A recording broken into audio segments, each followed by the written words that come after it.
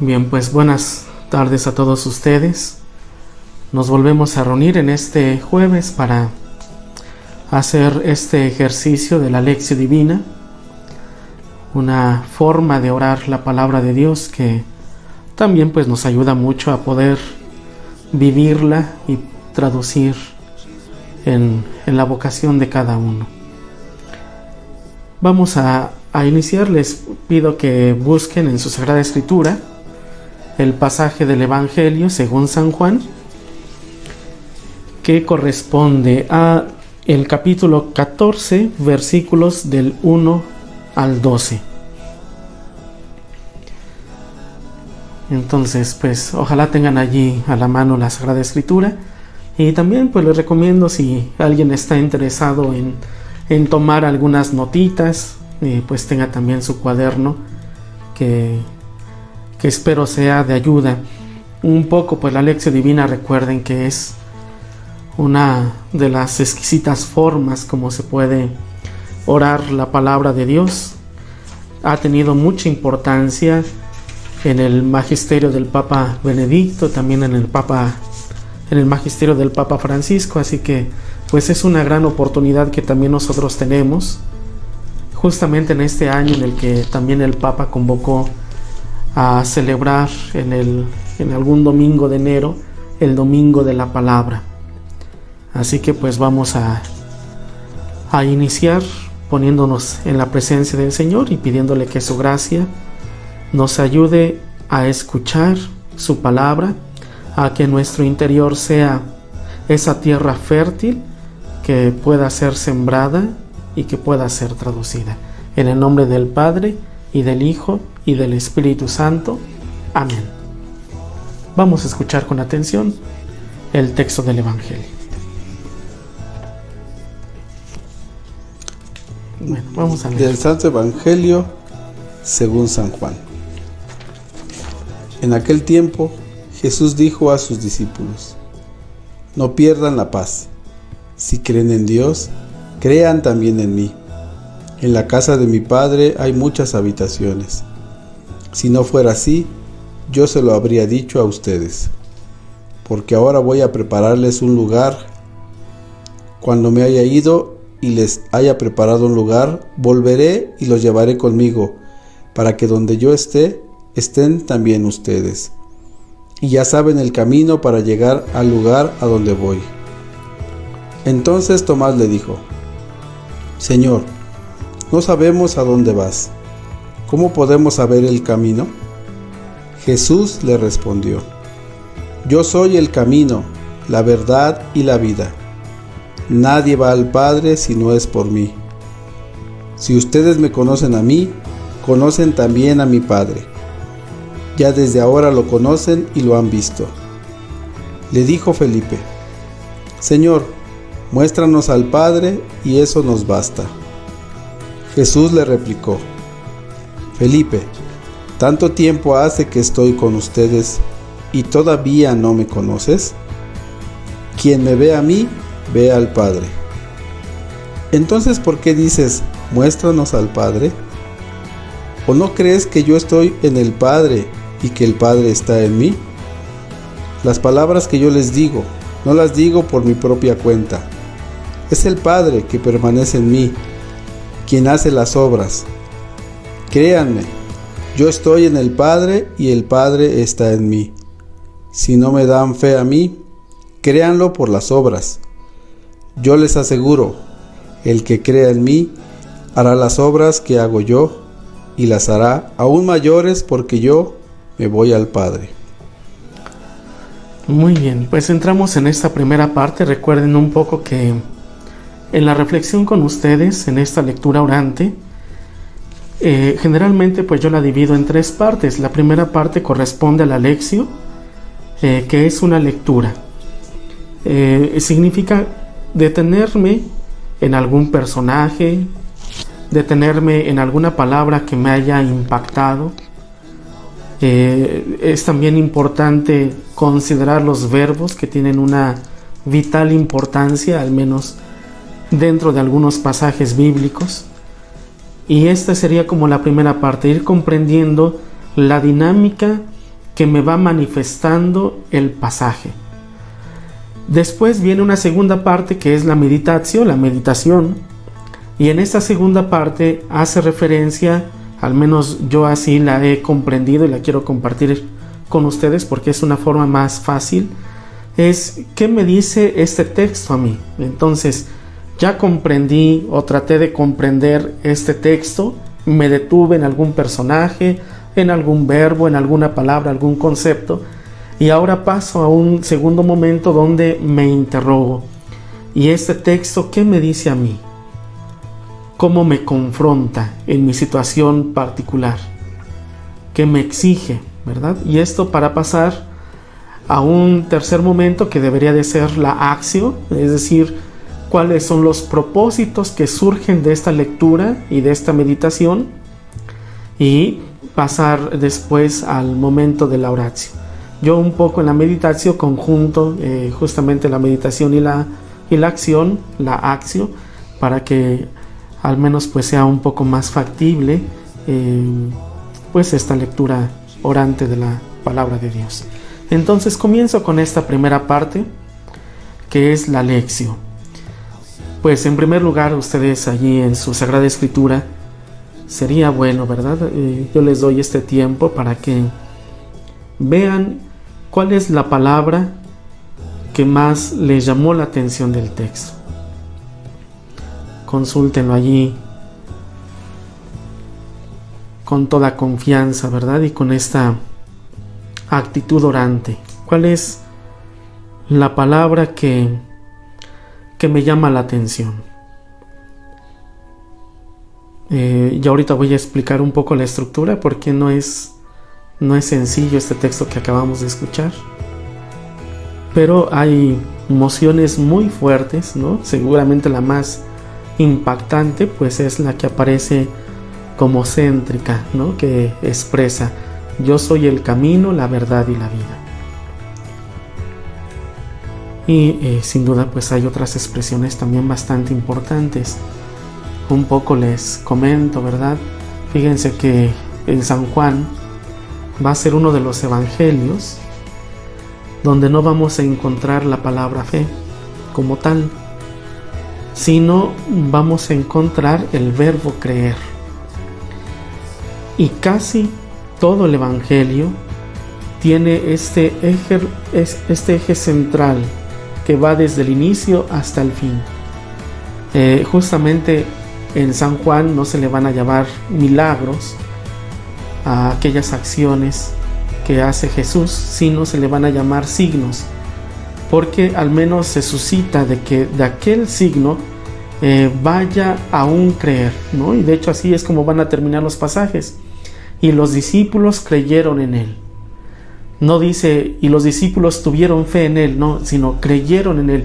Es decir, creer quisiera involucrarnos en un camino de seguimiento, por una parte, como también es una forma de ir develando la identidad de Jesús, ¿no?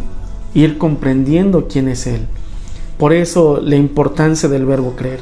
Si ustedes se dan cuenta, aparece aquí, aparece en otros textos, no se diga en el discurso del pan de vida. Justamente allí Jesús dice: el que come mi carne y bebe mi sangre permanece en mí y yo en él, y yo lo resucitaré en el último día. Y justamente todas estas mociones que van surgiendo tienen su eje vertical hacia el verbo creer. Bueno, una vez dicho esto, quiero hacer una distinción. Fíjense muy bien, no es fácil, no es sencillo, pero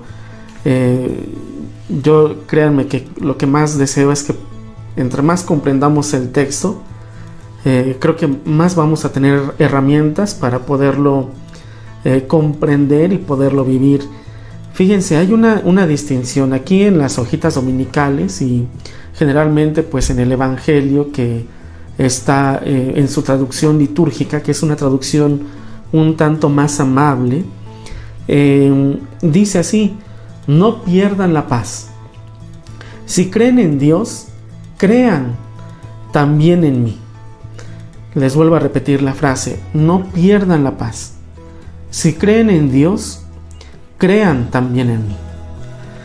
Y cuando se hace la traducción del griego, y yo les quiero decir, ¿verdad?, a quien le interese el estudio de la Sagrada Escritura, pues al menos la Biblia de Jerusalén es un poco más fiel a la traducción que se va presentando del griego y del hebreo.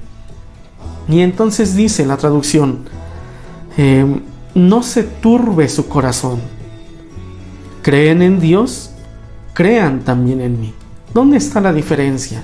La diferencia es que aquí, en el modo más amable, más sutil, nos dice, no pierdan la paz. Aquí una traducción más fiel del griego diría, no se turbe su corazón. ¿Cuál es la importancia? ¿Por qué es importante considerar una traducción un poquito más original? Fíjense, el verbo que utiliza el evangelista es el verbo griego que se pronuncia así, tarazo, ¿no?, que significa justamente turbar. Y no es un verbo que tiene una superficialidad, porque ya antes, fíjense, Jesús ha experimentado este corazón inquieto. ¿Cómo lo encontramos? Fíjense, hay algunos textos que yo he preparado para ustedes, para que al menos los consulten, si quieren allí anotarlos en su libretita, en su cuaderno. Es Juan 11:33. ¿No? Estamos ubicándonos en el contexto de la muerte de Lázaro. Y entonces dice el evangelista, cuando Jesús la vio llorando, y a los judíos que vinieron con ella llorando también, se conmovió profundamente en el espíritu y se turbó. Fíjense, ya encontramos aquí este verbo tarazo, turbar. Y Jesús se turbó. ¿Por qué? Porque se conmovió ante la muerte de su amigo Lázaro, pero al ver justamente a las hermanas llorar y a los judíos que las acompañaban. Después está Juan capítulo 12, versículo 27, donde Jesús dice, ahora mi alma está turbada. ¿Y qué voy a decir? Padre, líbrame de esta hora, pero si para esta hora he llegado. Justamente pues recuerden que la hora que al menos viene marcada en el Evangelio según San Juan hace referencia por una parte al momento de su gloria, ¿no? Hora y gloria están íntimamente unidos, y que aluden a ambos conceptos, hora y gloria, al momento de la cruz del Señor. Entonces es Jesús quien justamente ya ve la cercanía del momento de la entrega de su propia vida, y por eso dice, ahora mi alma está turbada. ¿Y qué voy a decir? Padre, líbrame de esta hora, pero sí, para esta hora he llegado. El otro texto donde se ubica este verbo lo encontramos en Juan 13:21. También, por si quieren anotarlo, Juan 13:21. Les repito, 11:33, 12:27 y 13:21. Y entonces dice, cuando dijo estas palabras, Jesús se turbó en su interior y declaró, en verdad les digo que uno de ustedes me entregará. En un primer momento, turbar quisiera aludir a una alteración en el estado natural de alguien. Es decir, hay algo que me está interrumpiendo, que me quita aquel momento de paz. Por eso es comprensible que en la traducción litúrgica se haya puesto no pierdan la paz, ¿no? Creo que allí es donde se muestra la amabilidad, la sutileza, como los liturgos han puesto pues este texto evangélico. Sin embargo, cuando nosotros vemos el término tarazo y quisiéramos hacer memoria de su tradición, de este verbo, lo vamos a encontrar en el Salmo 42, versículo 5. Es un bellísimo salmo, eso ténganlo allí presente, anótenlo también, Salmo 42, versículo 5. Porque fíjense muy bien, Jesús emplea el verbo tarazo, turbar, porque hay que recordar, Él es verdadero Dios y es verdadero hombre. Y entonces, como verdadero hombre, Él se turba, pierde la paz. Me parece que esto es bellísimo porque San Juan es donde nos quisiera inducir. Jesús también se conmueve, también se inquieta. Y justamente por eso ahora en este pasaje vamos a encontrar cómo Jesús ahora invita a sus discípulos a que no se turben. Jesús le experimenta en momentos bastante conmovedores y ahora que se está despidiendo de sus discípulos, les dice: no se turbe su corazón, no se turbe su interior. Esto es verdaderamente exquisito como presenta San Juan la humanidad del Verbo encarnado. Y entonces, retomando el Salmo 42:5, dice: ¿por qué te abates, alma mía? ¿Y por qué te turbas? Dentro de mí, espera en Dios, pues he de alabarte otra vez por la salvación de su presencia. Es bellísimo el Salmo porque Gianfranco Ravasi, quien tiene un gran estudio sobre los Salmos, expresa, Gianfranco Ravasi, es un biblista italiano, cardenal, quien se ha dedicado mucho al estudio de la Sagrada Escritura y pues tiene también algunos autores preferidos, ¿verdad? Entre ellos a Jorge Luis Borges, ¿verdad? Este gran escritor. Y entonces, él un poco al explicar este salmo dice: es un momento donde el salmista se encuentra en el exilio. Y entonces fíjense cómo él hace memoria de su pasado, va a su pasado porque es un pasado vivificante. ¿Por qué es vivificante? Porque se habla de que él estuvo en cercanía con Dios. ¿Cuándo? Cuando entraba en el templo.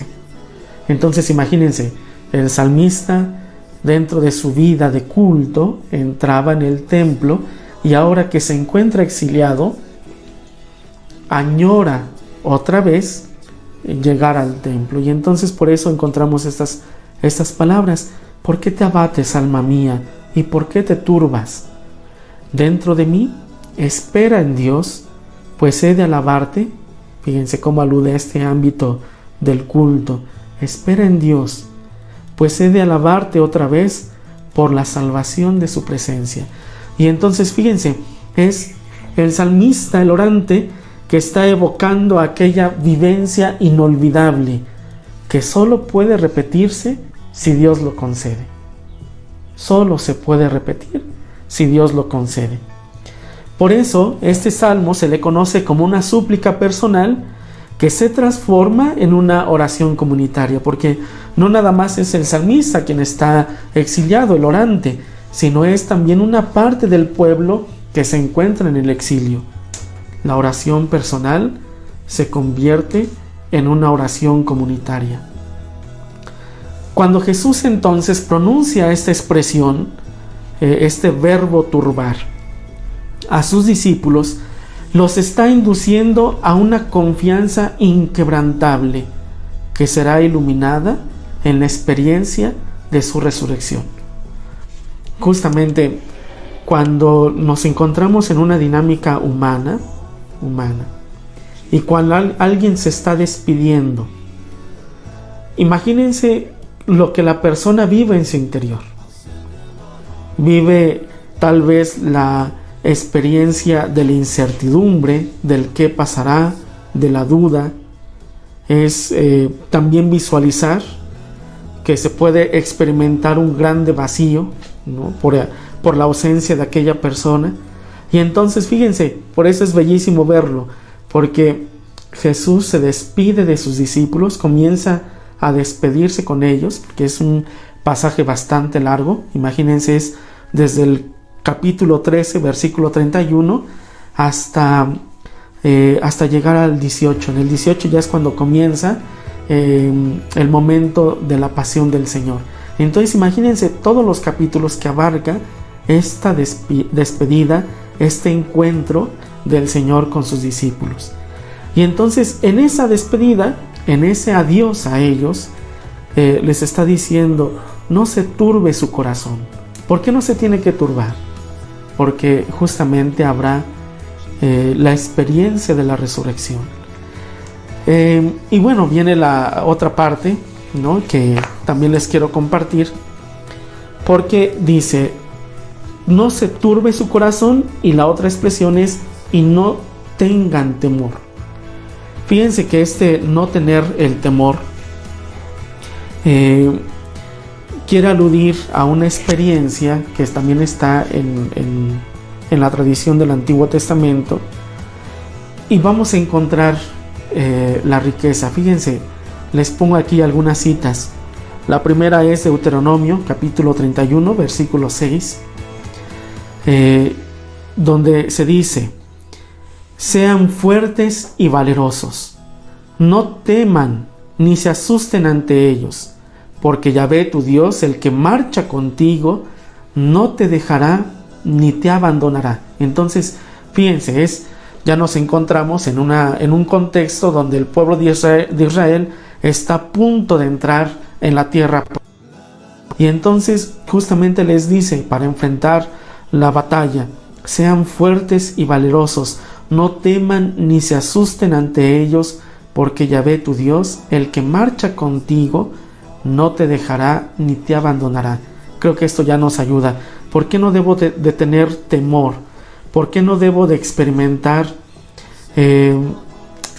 este corazón inquieto de que se turba ante la ausencia del Señor? Justamente porque Él continúa caminando conmigo. No me dejará ni me abandonará. El otro texto se encuentra en unos versículos adelante, que es Deuteronomio 31:8, que dice, Yahvé marchará delante de ti, Él estará contigo, no te dejará ni te abandonará, no temas ni te asustes. Fíjense cómo es una forma circular donde se trata de inducir al pueblo a una confianza, a un abandono en Dios que ha caminado con ellos. Y la otra referencia se encuentra en Josué capítulo 1 versículo 9. Dice, ¿no te he mandado que seas fuerte y valiente? No tengas miedo ni te acobardes, porque Yahvé tu Dios estará contigo a donde quiera que vayas. Bien, y pasamos a la otra expresión. Creen en Dios, crean también en mí. Fíjense muy bien. Yo les había comentado desde un inicio que el creer quisiera involucrarnos en un aspecto dinámico. Por eso es la mayor referencia que vamos a ver en el Evangelio según San Juan. Creer. Porque justamente es lo que me permite conocer quién es Dios revelado por Cristo y quién soy yo al acercarme a Cristo. Esto es importante. ¿Por qué? Porque justamente lo que vamos a ver en la expresión de yo soy el camino, la verdad y la vida, que más adelante voy a explicar. Nada más ahorita me detengo con esta idea. Entonces, al acercarme más a Dios en su Hijo, comprendo quién es Él y comprendo quién soy yo. Jesús, que revela al Padre y revela la vocación a la cual cada uno de nosotros es llamado, la vocación a ser hijos e hijas de un mismo Padre. Y luego viene este dato interesante, yo se los quiero compartir, aprovechando que estamos en una lección divina. No en todos lados lo van a encontrar, ¿verdad? Ni mucho menos en una homilía, porque pues ahí tiene que ser más condensado todo esto. Pero esto es verdaderamente una joya. Fíjense, la estructura de estos pasajes que hemos escuchado y que todavía continúa, ahorita estamos en una parte, pero fíjense, la estructura que presenta el evangelista San Juan tiene un orden que está ubicado en aquello que se llama o se le conoce como la Haggadah Shel Pesha. Haggadah Shel Pesha. ¿Qué significa esto? La Haggadah significa narración. Entonces, Haggadah Shel Pesha es la narración y las plegarias que se leen en la Pascua hebrea.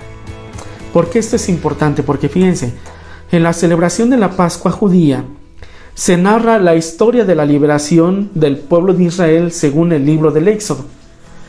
Y se aportan respuestas a las preguntas tradicionales formuladas por 4 hijos. Entonces imagínense, está la Pascua judía, dentro de esa Pascua hay 4 hijos que realizan una serie de preguntas y que son respondidas. ¿Esto por qué es importante? Porque justamente este texto, que ya les había dicho, estamos ubicados en la despedida de Jesús a sus discípulos. Y entonces esta parte, esta sección tiene esta estructura, donde hay 4 personas que van a interrogar a Jesús. Nosotros en este pasaje, si ustedes se dieron cuenta, encontramos a Tomás y a Felipe. Antes, les doy de una vez la referencia, en Juan capítulo 13, versículo 36, ubicándonos en este largo pasaje de la despedida, está Simón Pedro, quien le pregunta al Señor: Señor, ¿a dónde vas? Tenemos entonces a la primera persona. Después está el capítulo 14, versículo 5, Tomás, quien le pregunta: Señor, no sabemos a dónde vas, ¿cómo podemos saber el camino? Tenemos a la segunda persona. La tercera persona es Felipe, quien le va a preguntar: Señor, muéstranos al Padre y eso nos basta, ¿no? Y después, en el capítulo 14, versículo 22, quien presenta San Juan diciendo: y entonces Judas, no el Iscariote, le dice: Señor, ¿qué pasa para que te vayas a manifestar a nosotros y no al mundo? Es una cuarta petición o una de las 4 interrogaciones, ¿no? Esto me parece que es bastante importante retenerlo, que al menos este pasaje de la despedida está estructurado como aquello que se presenta en la Haggadah Shel Pesha, que es la narración vivida en la celebración de la Pascua judía, donde 4 hijos son los que interrogan. Por eso es bastante importante ver esto, como también 4 discípulos son los que con toda confianza y en la intimidad van a presentar sus intenciones y sus peticiones a Jesús. Y viene esta parte central de esta estructura. ¿Qué es lo que brota? Brota, al menos en este texto, 3 afirmaciones que son bastante contundentes. La primera de ellas es: yo soy el camino, la verdad y la vida. Después, el que me ha visto a mí, ha visto a mi Padre. Y por último, el que crea en mí, hará él también las obras que yo hago y hará mayores aún, porque yo voy al Padre, ¿no? Se encuentran en los versículos 6, 9 y 12 de este capítulo 14. Quisiera nada más concentrarme para que esto sea un poquito más fluido, ¿verdad? Yo espero que allí en sus casitas no se me estén durmiendo. Quisiera nada más concentrarme con esta expresión: yo soy el camino, la verdad y la vida. Fíjense, yo soy el camino. Jesús se presenta como el camino. ¿Cómo puedo llegar al Padre? Puedo llegar al Padre por medio del Hijo. Por eso hace 8 días que vimos el texto del Buen Pastor, ustedes recordarán que algo que habíamos mencionado es que Jesús camina y su caminar, su peregrinar va orientado hacia la cruz y de la cruz va orientado hacia el Padre. Jesús es el camino. ¿Cómo puedo llegar al Padre? Por medio del Hijo. Después, yo soy la verdad. Y aquí es donde les había ya mencionado. La verdad no es cualquier verdad. Justamente por eso ustedes recordarán que cuando Jesús está en su pasión y está siendo enjuiciado por Pilato, él le pregunta: ¿y qué es la verdad? Y Jesús no le contesta. Hay una interpretación que es bastante exquisita porque se dice: ¿por qué no le contesta Jesús? Porque la verdad está delante de Pilato. Jesús es la verdad. Entonces fíjense, Jesús es la verdad del Padre porque Él nos revela plenamente quién es Él, pero es también la verdad de lo que nosotros somos. Por eso en algún momento los teólogos, Karl Rahner entre ellos, von Balthasar, otro, van a expresar, fíjense, esto es verdaderamente rico porque Karl Rahner, por ejemplo, en una obra que se llama El oyente de la palabra, expresa: el hombre a lo largo de su historia está en búsqueda de aquellas preguntas e interrogantes sobre su propia existencia, ¿no? Ya nosotros lo sabemos. ¿Cuáles son esas preguntas? ¿Quién soy? ¿A dónde vengo? ¿Hacia dónde voy? Y entonces fíjense, si el hombre está en búsqueda de una respuesta que ilumine esas preguntas, ¿qué es lo que va a pasar? Que en la revelación de Cristo justamente va a tener lugar la palabra que ilumina y motiva la existencia de todo ser humano. Entonces, por eso fíjense muy bien cómo se da esta verticalidad de gratuidad, porque el Hijo es la revelación del Padre. Imagínense, por eso los teólogos lo van a poner así: y la palabra se hizo carne. La palabra, si el hombre está en búsqueda de aquella palabra que motive e ilumine su existencia, ¿qué es lo que va a suceder? Que antes de que el hombre se interrogue, es Dios quien en su infinita bondad envía a su Hijo para responder las interrogantes más importantes y profundas de todo ser humano. Entonces fíjense, Cristo revela al Padre y entonces el hombre puede dirigirse al Padre por medio del Hijo, por medio de Cristo. Él es la verdad. Fíjense que la teología latinoamericana, y al menos teniéndolo en un texto que es el documento de Aparecida, se acuñó esta bellísima expresión que quiere iluminar esto: Cristo es el rostro humano del Padre. Cristo es el rostro divino del hombre.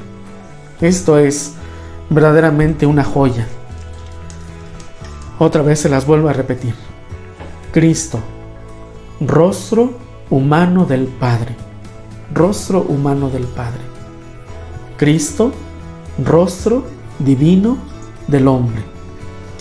Que es una expresión bellísima que habla justamente de un Dios cercano, de un Dios que toca nuestra miseria, que toca nuestra fragilidad, que nos reconcilia en su Hijo y que en Él estamos llamados a una vida divina.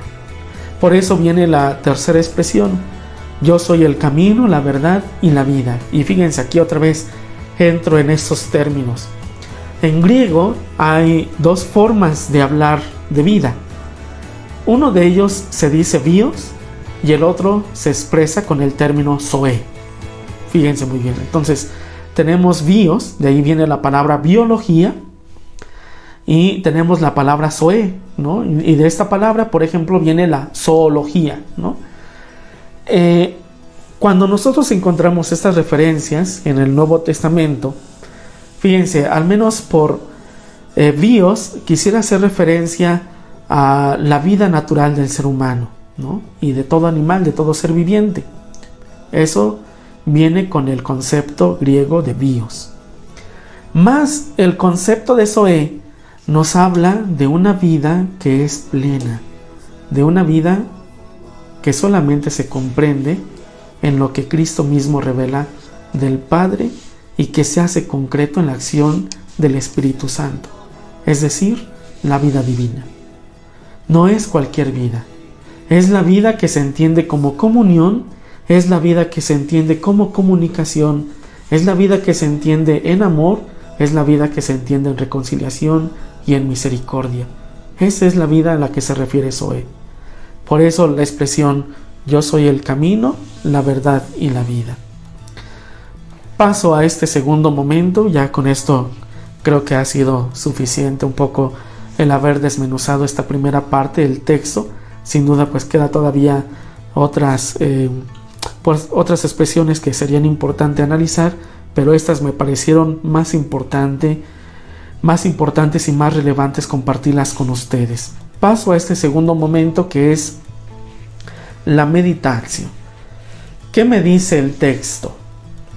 Y yo quisiera ubicarme con esta expresión del versículo 2 de este capítulo 14. En la casa de mi Padre hay muchas moradas para ustedes. Yo quisiera compartirles así, pues al menos haciendo memoria de un texto de Benedicto XVI. Él, cuando era cardenal y estaba en su diócesis, él hizo una exquisita homilía donde, ubicándonos en la vigilia pascual, decía: hay una petición que realiza el rico Epulón a Abraham. ¿Cuál es esa petición? Dile a Lázaro que vaya a casa de mi familia y le diga a mis hermanos lo tormentoso que es aquí, para que no vengan aquí. Y entonces pues recordamos el pasaje y el texto le dice Abraham: si aunque resucite un muerto, no lo van a escuchar si no escuchan a Moisés y a los profetas. Y entonces Benedicto XVI se interroga preguntando: ¿se habrá cumplido esta petición del hombre rico? Y Benedicto XVI, en el contexto de la vigilia pascual, dice: sí se cumple esa petición del hombre rico, porque Cristo va a ser el Lázaro que va a resucitar, no para decirnos cuán tormentoso es el infierno, sino para decirnos que en la casa de su Padre hay moradas para nosotros. Justamente la riqueza de Benedicto radica en esto, en que nos dice que Cristo es el Lázaro, que significa Dios viene en mi ayuda, o Dios viene en mi auxilio, y que nos ubica en la casa, justamente uniendo este pasaje de Juan: en la casa de mi Padre hay moradas para nosotros.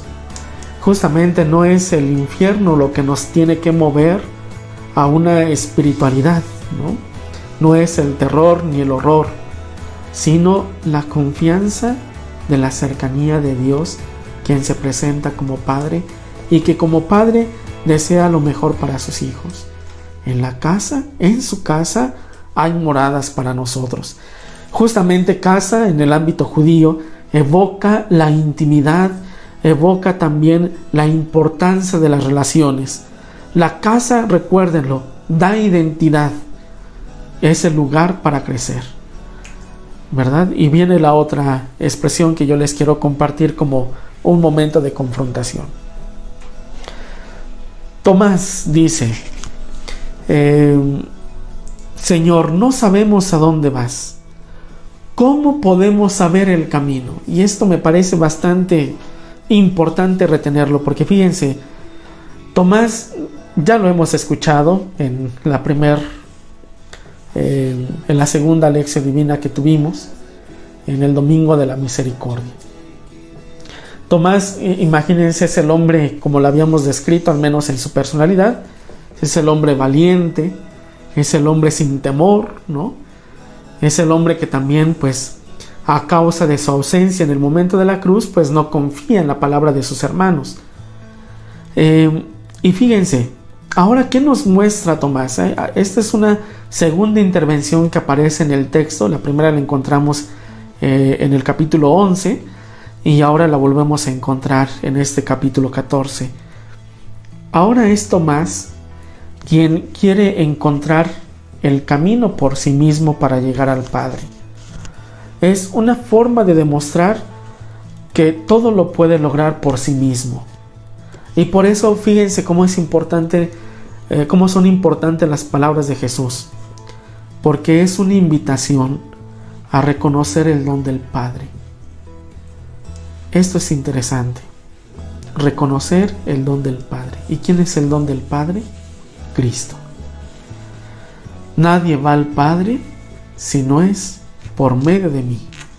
La salvación, la reconciliación, la redención, es cierto, exigen nuestra libertad, piden al menos nuestro compromiso, pero siempre, siempre está muy superior lo que Dios mismo nos da y nos concede por medio de su Hijo.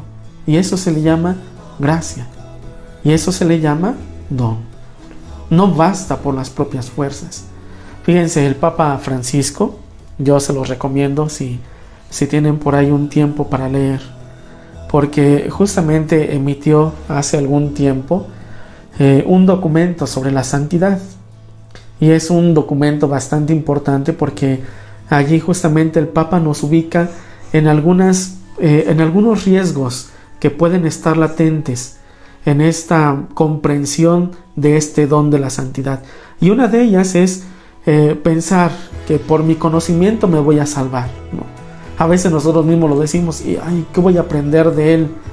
Yo que ya tengo tantos documentos y tantos papeles, ¿no? ¿Qué puedo aprender del otro, no? Siempre hay una posibilidad de aprender.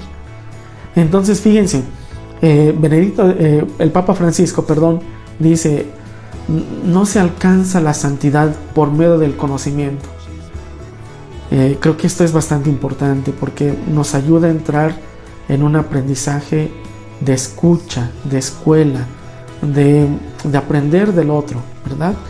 Y después está el otro riesgo que él presenta, el cual dice, pensar que por nuestros propios méritos podemos salvarnos, ¿no? ¿Cuántas veces no sucede así? Que a veces por nuestros méritos nos comenzamos a convertirnos en jueces de los demás. Como yo sí celebro la misa, como yo sí rezo mis laudes, mis vísperas, ya eso me da como la certeza de ponerme por encima del otro y juzgar al otro en virtud de lo poco que estoy haciendo. Esto es importante también tenerlo, porque no son los méritos los que nos introducen en ese camino de santidad. Hemos sido salvados por el mérito de uno solo, de Cristo. Creo que esto nos ayuda mucho para tener los pies en la tierra. No por el mucho saber, ni por el mucho hacer, me voy a salvar, ¿verdad? Está mi responsabilidad, sí, pero no es esto lo que me lleva a convertirme en juez, en condenador de mi hermano, del otro, ¿verdad? Ojalá que esto lo pudiésemos tener, porque no es la autosuficiencia ni la autonomía como lo pretende Tomás, sino la humildad que nos presenta el Verbo hecho carne. Y por último está la expresión de Felipe. Él quiere ver al Padre.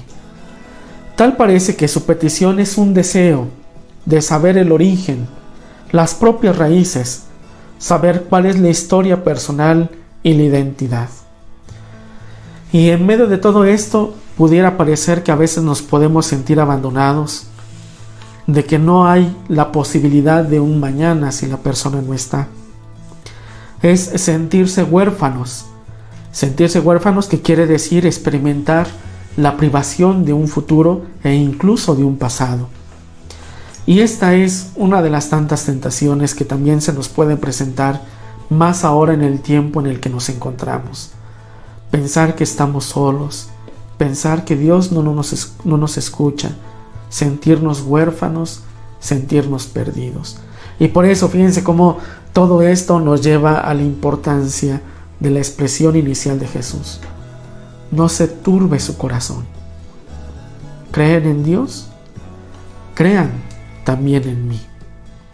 Por lo tanto, todo este texto, que es un discurso de despedida de Jesús a sus discípulos, está verdaderamente informado en una esperanza.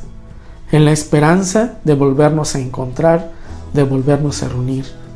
Ciertamente, pues las cosas van a cambiar. Todo va a cambiar.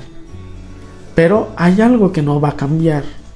y es la fe, el creer este don en Dios mismo. Hay cosas que son mutables, hay cosas que cambian, pero ¿qué es lo que no va a cambiar? El amor por la familia y el amor por Dios mismo.